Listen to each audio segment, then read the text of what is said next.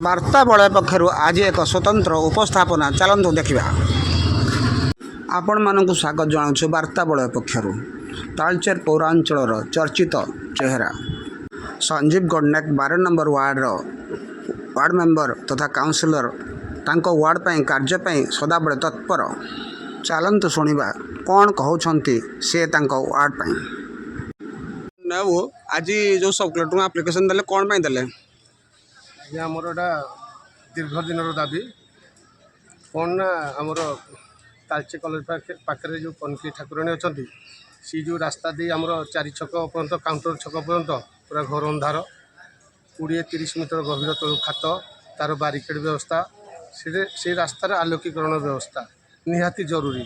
କାରଣ ସେ କାଉଣ୍ଟର ରାତିରେ ମଦ ପିଇ ଲୋକମାନେ ଏମିତି ଉତ୍ପାତ କରୁଛନ୍ତି, ଲୋକମାନେ ଆମର ପଥଚାରୀମାନେ ଯିବା ଆସିବା କରିପାରୁନାହାନ୍ତି। ସେଇଥିପାଇଁ ଆଉ ଅତିଷ୍ଠ ହୋଇ ଲାଷ୍ଟ ଉପଜିଲ୍ଲାପାଳ ମହୋଦୟଙ୍କ ପାଖକୁ ଆସି ଦରଖାସ୍ତ ଦେଲୁ ଏବଂ ତାଙ୍କୁ ମଧ୍ୟ ଆହୁରି ଅନୁରୋଧ କଲୁ ଯେ ସେଠି ବର୍ତ୍ତମାନ ଯେଉଁ ଆମର ରାସ୍ତା କାମ ଚାଲୁଥିବାରୁ NH କାମ ଚାଲୁଥିବାରୁ କାଦୁଅ ପାଣି ହେଉଥିବାରୁ କଲେଜରେ ପିଲାମାନେ ଯାଇପାରୁନାହାନ୍ତି।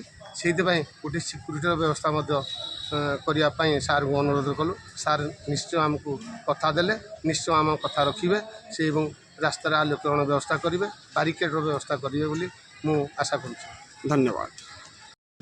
ବିଶେଷ ଭାବେ ଆମର କାଉନସିଲର ମହାଶୟ ଦାବି ଉପସ୍ଥାପନ କରିଛନ୍ତି ଯେ ମା କନକ ଦେବୀଙ୍କ ପୀଢ଼ଠାରୁ କେନାଲ କୂଳରେ ଆଗକୁ ଥିବା 4 ଛକ ବା କାଉଣ୍ଟର ଛକ ପର୍ଯ୍ୟନ୍ତ ବାଡ଼ା ଏକାନ୍ତ ଆବଶ୍ୟକ ଏବଂ ଲାଇଟ୍ ଲଗାଇବା ପାଇଁ ଏକାନ୍ତ ଅପରିହାର୍ଯ୍ୟ ହୋଇପଡ଼ୁଛି। କାରଣ ଅନ୍ଧାର ରାସ୍ତାରେ ଏବଂ କେନାଲ ପାଖଟି ଖାଲ ଥିବାରୁ ବିଭିନ୍ନ ପ୍ରକାର ଦୁର୍ଘଟଣା ଘଟୁଛି ଏବଂ ଏହି ଦୁର୍ଘଟଣା ସହିତ କିଛି ଅସାମାଜିକ କାର୍ଯ୍ୟ ମଧ୍ୟ ସେଠାରେ ଦେଖିବାକୁ ମିଳୁଛି।